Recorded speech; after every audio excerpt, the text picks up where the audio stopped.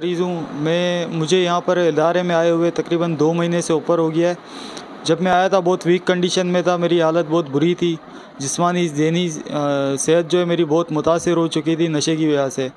और यहाँ पर अभी बेहतर हूँ मैं, शुक्र है अल्लाह का। मेरी ज़हनी सेहत जिस्मानी सेहत बहुत बहाल हो गई है। मैं इस इदारे का शुक्रगुज़ार हूँ, सज्जाद भाई का मैं शुक्रगुज़ार हूँ जिन्होंने मुझ पर, मेरी फैमिली पर बहुत मेहनत की है, बहुत सपोर्ट किया मुझे, मेरी फैमिली को बहुत सपोर्ट किया, ताउन किया है मेरे साथ, मेरी फैमिली के साथ। शुक्रगुज़ार हूँ सज्जाद भाई का, इदारे का मैं बहुत शुक्रगुज़ार हूँ। और नशे ने जो है मुझे सिर्फ बर्बादी दी थी, बेबसी दिखाई थी, बर्बादी दी थी और बुरे काम करने पर मजबूर करी।